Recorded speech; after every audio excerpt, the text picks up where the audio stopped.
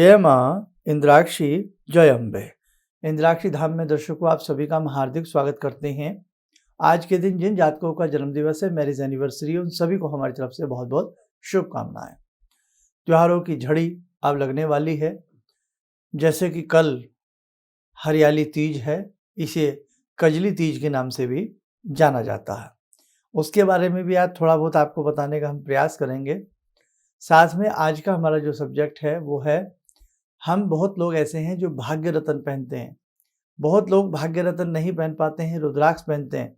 तो हमें भाग्य रत्न पहनना चाहिए या भाग्य रुद्राक्ष पहनना चाहिए, क्या पहनना चाहिए, बहुत अच्छी जानकारी इस अंक में हम आपको देने वाले हैं। आइए पहले आज का हम पंचांग देखें।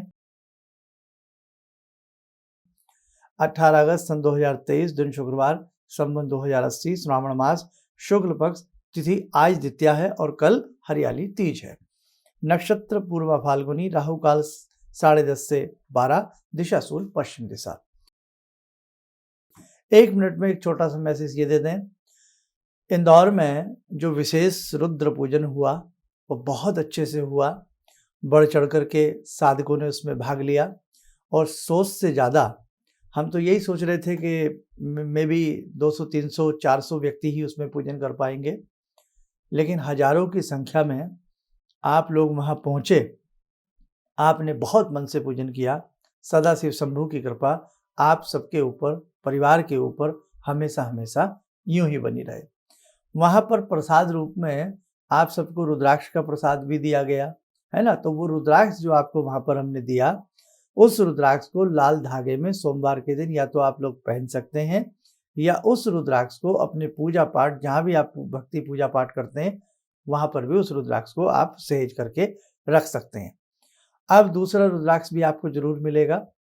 दिल्ली एनसीआर में जो एक विशेष पूजन होगा श्रावण मास के, ये सिद्ध रुद्राक्ष आगामी जो हमारा आयोजन रहेगा उसमें दिए जाएंगे। अब आइए हम सब्जेक्ट पे आते हैं। दूसरी बात यह है कि रुद्राक्ष या रतन, अब इसमें कोई ऐसी बात नहीं है कि रुद्राक्ष बड़ा है या रतन बड़ा है, लेकिन देखा जाए रत्न भी धरती से निकलते हैं और धरती माँ को रत्न प्रसीवनी कहा गया है इस वसुंधरा को। लेकिन रत्न में एक बहुत बड़ी जानकारी है कि आपको आपकी डेट ऑफ बर्थ, आपका टाइम, आपका समय, सब कुछ सही एक्यूरेट होना चाहिए। और उसके बाद फिर जो ज्योतिषी है, जो भी आपकी कुंडली को देख रहा है, उसे सही रूप में कुंडली में आपके भाग्य के हिसाब से कौन सा रत्न बनता है, उसकी सारी चीज जानकारी होनी चाहिए। अब भाग्य भाव नवम भाव है। नवम भाव का कारक ग्रह, बहुत इसमें थोड़ी सी बारीकी है। उस गणित को यदि सही से बिठा लिया जाए तो भाग्य का रत्न भी बहुत काम करता है। लेकिन अब भाग्य का रत्न नीलम आ जाए, आपका पुखराज आ जाए, तो ये बहुत महंगे पड़ते हैं। सही रूप में अब बहुत रत्न महंगे होते जा रहे हैं भाई। पुखराज है, नीलम है, या आपका भाग्य रत्न डायमंड है, लाखों रुपए में चले जाते हैं। हर आदमी इतना पैसा नहीं खर्च कर सकता। उसके ऊपर एक कमी और आ जाती है कि जो रुद्राक्ष हम बाजार से जो रत्न लेते हैं, कई बार डर रहता है ये डुप्लीकेट ना हो, ये जितनी हमें ओरिजिनल इसकी स्थिति चाहिए वो ना हो, कम हो, हमें सूट आए ना आए। तो ये बहुत सारी बातें हैं जो रत्न के बारे में आती हैं। भाग्य रत्न नो डाउट अगर हम ढंग से पहनते हैं बहुत अच्छे से काम करता है, लेकिन आपकी कुंडली एक्यूरेट हो, सही वैदिक विधान से बनी हो, देखने वाला जो मर्मज्ञ ज्योतिष है वो मर्मज्ञ हो, अच्छी उसको जानकारी हो, फिर जहाँ से आप रत्न खरीद रहे हैं वहाँ से सही रत्न आपको मिले। और उससे बड़ी बात, जो महंगे रत्न होते हैं उतनी हमारी पॉकेट अलाउ करनी चाहिए, ठीक है। हालांकि भाग्य रत्न कार्य अच्छे करते हैं। अब दूसरी बात पे आ जाइए। रुद्राक्ष में क्या है, भगवान शिव का प्रसाद है। महंगे से महंगा भी आता है, सस्ते से सस्ते में भी हम अपना काम चला सकते हैं। रुद्राक्ष के लिए आपके किसी भी कुंडली को देखने की आवश्यकता नहीं है। सिर्फ आपके हाथ की रेखाएं एनफ हैं। हाथ की रेखाएं देख करके, और यदि बहुत लोग ऐसे होते हैं जो अपना हाथ भी नहीं दिखाना चाहते, तो जो आपका पुकारता नाम है, जिस नाम से आप मार्केट में जाने जाते हैं, जिस नाम से आप सारा कार्य करते हैं, उस नाम के हिसाब से आपकी कौन सी राशि बनती है, उस राशि के हिसाब से फिर आपका रुद्राक्ष बैठाया जाता है। रुद्राक्ष अमूमन बहुत महंगे, लाखों में तो नहीं होते हैं, लेकिन अगर बहुत सारे रुद्राक्षों का संयोजन पहना जाए तो लाखों में भी हो जाते हैं। लेकिन आम व्यक्ति अगर भाग्य के हिसाब से अपना भाग्य रुद्राक्ष पहन रहा है तो वो उसको रतन के हिसाब से सस्ता पड़ता है। फिर रुद्राक्ष लाल डोरे में पहनिए, लगाइए और पहन लीजिए।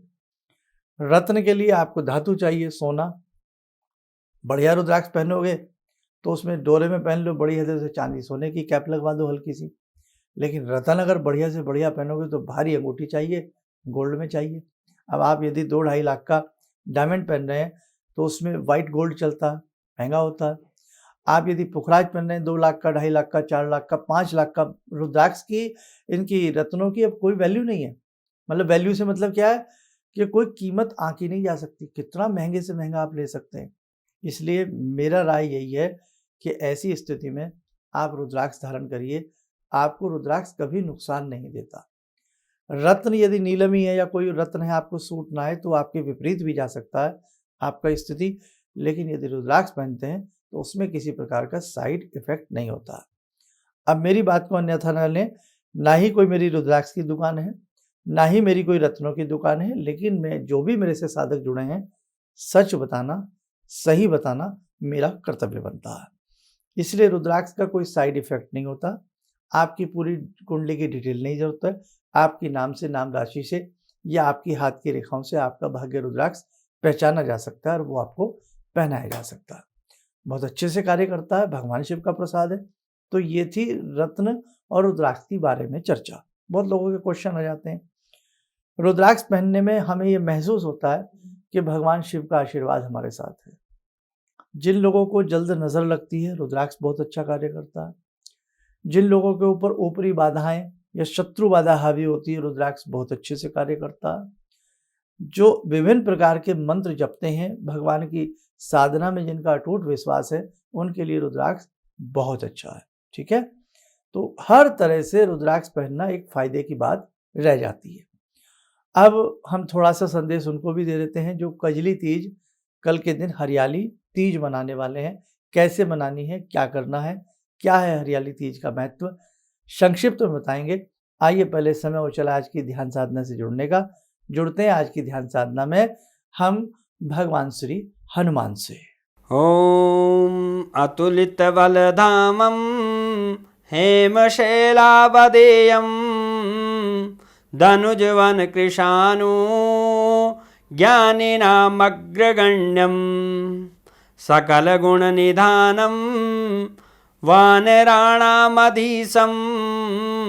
रघुपतिप्रियभक्तं वातजातं नमामि। मनोजवं मारुततुल्यवेगं जितेन्द्रियं बुद्धिमतां वरिष्ठं वातात्मजं वानरयूथमुख्यं श्रीरामदूतं शरणं प्रपद्ये।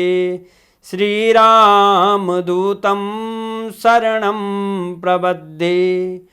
रामाय रामभद्राय रामचन्द्राय वेदसे श्रीरघुनाथनाथाय सीताया पतये नमः। श्री हनुमंताय नमः।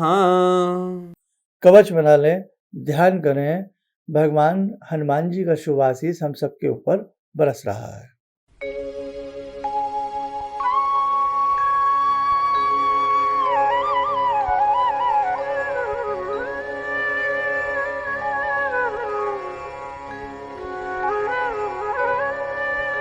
ओम बोलते हुए नेत्र खोलें, सामान्य होगा। देखो साधकों, कल कजली तीज है।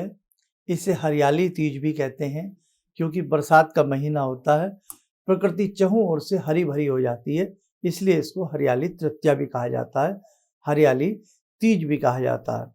सावन के महीने में शुक्ल पक्ष की जो तृतीया होती है उसमें ये त्यौहार मनाया जाता है। इसमें बेटियां, जो नवविवाहित बेटियां हैं, वो अपने ससुराल पक्ष की जगह इन दिनों में अपने पितृगृह में उन्हें बुलाया जाता है, आदर सत्कार होता है और जिसे सिंधारा कहा जाता है, पूर्वी उत्तर प्रदेश में और राजस्थान में, एमपी के कुछ हिस्सों में, और बाकी तो बहुत जगह ये सब चीज़ें बहुत अच्छे से सब लोग मनाने लगे हैं। तो बिटिया को इस दिन सिंधारा भेजा जाता है, पकवान भेजे जाते हैं और बहुत सारी सामग्री भेजी जाती है। कुल मिलाकर के प्रकृति से इस तीज का बहुत बड़ा संबंध होता है, क्योंकि हरियाली तीज इसका नाम है। कजली तीज इसको इसलिए कहा जाता है क्योंकि इन दिनों में मेघ कजरारे बादल बरसते हैं, घटाएं उमड़ घुमड़ के आती हैं, पपीहे की पुकार मन की लुभाने वाली होती है और बरसात की फुहार मन को लुभाने वाली होती है।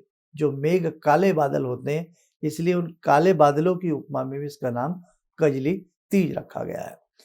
तो कल के दिन बच्चियाँ क्या करें, बेटियाँ क्या करें, कल के दिन सुबह स्नान आदि कर करके भगवान श्री कृष्ण का स्मरण करें, गौरा पार्वती का स्मरण करें और गौरा पार्वती को धूप दीप दें। भगवान श्री कृष्ण को धूप दीप दे करके पति की दीर्घायु के लिए कामना की जाती है, प्रेम के लिए कामना की जाती है।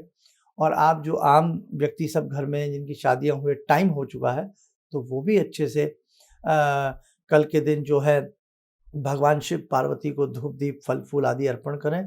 ऐसे ही कृष्ण जी को अर्पण करें, उनके किसी भी मंत्र और स्तोत्र का पाठ करें। कल के दिन झूला झूलना बड़ा शुभ माना जाता है। खैर, अब तो साहब ये दिन लद गए, अब तो ये सब चीज़ें स्वप्न मात्र नज़र आती हैं। अब आप जानते ही हैं किस प्रकार की विमुखता फैलती जा रही है। खैर, बस ध्यान रखें, कल का दिन जो है वो महिलाएं भगवान शिव गौरा की पूजा करें, कृष्ण जी की पूजा करें। और आपके आसपास कोई भी बुजुर्ग हों, सासू माँ हों तो बहुत अच्छी बात है। कई बार बहुत लोगों की सासू माँ नहीं है, तो वो किसी बुजुर्ग को कुछ न कुछ देवें, उनके पैर छू करके उनसे आशीर्वाद ग्रहण करें। कल के दिन सजना संवरना, एक लक्ष्मी स्वरूप अपने आप को बना लेना भी घर में सिर समृद्धि की उत्पत्ति करता है। और बाकी बहुत सारी चीज़ें हम कल सुबह के अंक में बताने वाले हैं, उसे हमारी बच्चियाँ जरूर सुनें। आप सब स्वस्थ रहें, सुखी रहें। इन सभी शुभकामनाओं के साथ हम अपनी वाणी को विराम देती हैं। जय जय अम्बे। अब मेरा बेटा है जो चार्टर्ड अकाउंटेंट है अभी, तो वो क्या था, मेरी कोई बात नहीं मानता था। सालों तक मेरा उसका झगड़ा चलता रहा और मेरे जानकार लोग थे, उनसे मैं कहता था भाई मैं इससे हार जाता हूँ, क्योंकि मैं इसे कहता हूँ सुबह जल्दी उठा कर, ये कभी उठता नहीं। क्या हुआ कि मैं आपसे मिला आकर, कुछ आपने उसके लिए भी उपाय बताए, जो सारे उपाय मैं ही कर रहा हूँ। और आपको सुनकर बड़ी हैरानी होगी इस बात की कि जिस बच्चे को मैं कभी पूजा के लिए कहता था कि हनुमान चालीसा करो, तुम ये करो वो करो, वो कुछ नहीं करता था।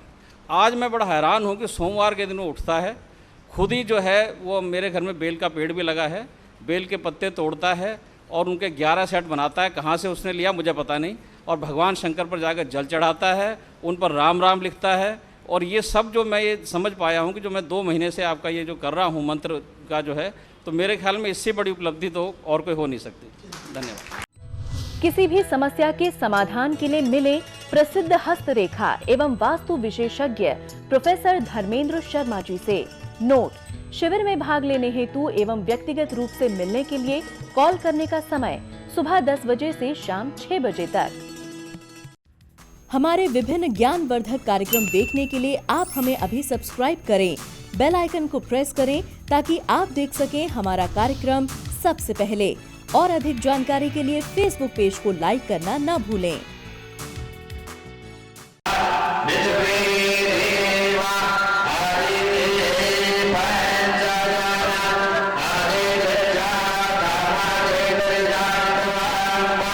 Yeah.